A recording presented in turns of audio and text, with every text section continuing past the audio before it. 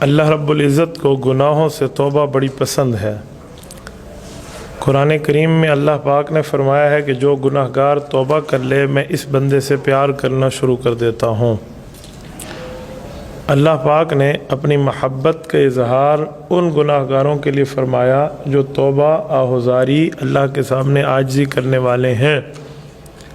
رب کریم کے الفاظ ہیں ان اللہ یحب التوابین، اللہ پیار فرماتے ہیں ان لوگوں سے جو توبہ کرتے ہیں، یحب المتطہرین، اور پاکی حاصل کرنے والوں سے رب کا پیار ہے۔ پاکی حاصل کرنے کے یہاں دو معنی ہیں۔ نمبر ایک، اپنے عقیدے کو غلط عقیدوں سے پاک کر دو۔ نمبر دو، اپنے عمل کو گناہوں سے پاک کر دو۔ تو یہ دونوں معنی مرادف بھی ہیں، مطلوب بھی ہیں، اور اس پر عمل بھی کرنے چاہیے۔ تو توبہ ایسی چیز ہے جس سے انسان کے پچھلے گناہ ختم ہو جاتے ہیں۔ یہ یاد رکھنا، کسی گناہ سے سچی توبہ کرنا اسلام میں یوں تصور کیا جاتا ہے جیسے اس بندے نے وہ غلطی کی ہی نہیں ہے۔ اللہ کے رسول فرماتے ہیں التائب من الذنب کمن لا ذنب لہ، کہ گناہ سے توبہ کرنے والا ایسا ہے گویا اس نے گناہ کیا ہی نہیں ہے۔ دیکھیں، یہ تصور ہمیں اسلام نے دیا ہے، لیکن جو شیطان نظریہ دے رہا ہے وہ ہٹ کے۔ بعض اوقات شیطان صوفی بن کے دل میں خیالات ڈالتا ہے، بعض اوقات شیطان متکبر بن کے دل میں خیالات ڈالتا ہے، بعض اوقات شیطان بندے کے دل میں ایک عاجز بن کے خیالات ڈالتا ہے۔ ہر طرح کے خیالات کو سمجھا کریں۔ مثلا کوئی بندے سے گناہ ہو جائے، وہ توبہ کر لے، پھر ہو جائے پھر توبہ کر لے، پھر ہو جائے پھر توبہ کر لے، تو شیطان کیا کہتا ہے کہ اس توبہ کا فائدہ تو توبہ توڑ تو دیتا ہے۔ یہ صوفی بن کے اس کے دل میں آ گیا، بس اب گناہ تو چھوڑتا تجھے ہے نہیں، توبہ چھوڑ دے۔ یہ بہت بڑا شیطان کا وار ہے، وہ توبہ چھڑوا دیتا ہے۔ ہمارے کپڑے میلے ہوتے ہیں، ہم دھو لیتے ہیں پھر پہن لیتے ہیں، پھر میلے ہوتے ہیں پھر دھو لیتے ہیں پھر پہن لیتے ہیں، تو اس کا کیا معنی؟ ہم دھونا ہی چھوڑ دیں، میلے تو ویسے ہی ہو جاتے۔ عقل بندی کا طریقہ ہے میلے ہوں تو دھو لو، صاف ہوں تو پہن لو، اتنی سی بات ہے۔ تو شیطان کو یہ بات بتاؤ کہ دیکھو تو مجھے کہہ رہا ہے تو اسے توبہ ہو جا رہی ہے، پھر گناہ ہو رہا ہے، ویسے بہتر ہے توبہ چھوڑ دے۔ کیوں چھوڑ دو؟ گناہ کا معنی ہے بندے کا عمل میلا ہو جائے، توبہ کا معنی ہے بندے کا عمل صاف ہو جائے۔ تو میں تو اپنے عمل کو صاف کر رہا ہوں، تو صفائی سے مجھے چھڑاتا ہے۔ دیکھا، یہ اس طرح بندے کے دل میں ڈالتا ہے۔ بعض اوقات شیطان صوفی مزید بنتا ہے، بظاہر ایکٹنگ کرتا ہے صوفی بننے کی۔ وہ کیا ہے کہ دیکھ، اگر تو ان گناہوں سے توبہ کر لے گا، تو گالیاں دیتا ہے، دو چار اور گناہ کرتا ہے، تیری شکل سنت کے مطابق ہو گئی، تیرے کام دین کے مطابق ہو گئے، تو کل تو پھر گناہ کرے گا۔ بد نظری تیری عادت ہے، فلم دیکھنا تیری عادت ہے، دو چار کام اور کرے گا تو داڑھی کے ساتھ یہ کام کرے گا، نیک بن کے کام کرے گا، بس اکٹھی توبہ کرنا، اکٹھی، ابھی صبر کر۔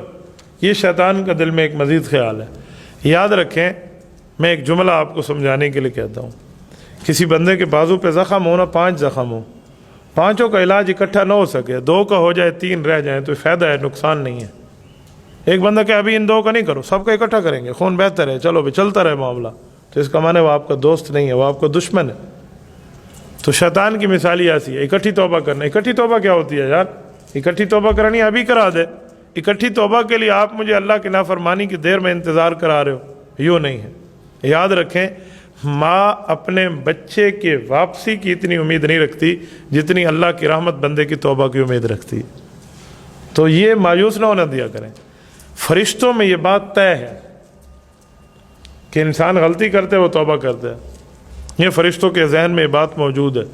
جو کندھے پر 2 فرشتے بیٹھے ہیں نا، ایک نیکیاں لکھتے ہیں، ایک گناہ لکھتے ہیں۔ جو گناہ لکھنے والا ہے اس کا ہاتھ نہیں چلنے دیتا نیکی لکھنے والا فرشتہ۔ جب بندہ گناہ کرتے کہتا ہے یار ابھی نہ لکھ، کہتا ہے کیوں نہ لکھو؟ یار ہو سکتا ہے توبہ کر لے، پھر تو تجھے میٹ نہیں پڑے گا نا، صاف کرنا پڑے گا، تو نہ لکھ، تھوڑا صبر کر لے۔ تو یہ اپنے کولیگ کی بات مان لیتے ہیں، ساتھ والے کی، ٹھیک ہے میں نہیں لکھتا، اس کو ویٹنگ لسٹ میں رکھ دو، ابھی توبہ کرے گا۔ ڈیوٹی ٹائم 12 گھنٹے ہیں، صبح کے وقت آئیں گے، مغرب کی اذان میں جائیں گے، مغرب والے آئیں گے، صبح کی اذان میں واپس جائیں گے۔ کل 4 فرشتے ہیں، 2 ایک ٹائم میں موجود ہوتے ہیں بندے کے کندھے پر۔ تو جب یہ ڈیوٹی ٹائم آف ہو رہا ہوتا ہے، وقت ختم ہو رہا ہوتا ہے، کلوزنگ ٹائم ہے، تو وہ فرشتہ اگر توبہ کر چکا ہوتا ہے بندہ، تو فرشتہ گناہ نہیں لکھتا، وہ ایک دوسرے کو ہنسی خوشی کہتے ہوئے اڑ جاتے ہیں، دیکھا ٹھیک، اچھا کیا تو نے مجھ سے نہیں لکھوایا، توبہ تو اس نے کر لی۔ اور اگر یہ فرشتہ یہ دیکھے کہ بندے نے ابھی تک توبہ نہیں کی، غلطی کی، معافی نہیں مانگی، تو آپ مجھے بتائیں وہ دوسرے فرشتے کو ہمارے سامنے کیا کہے گا؟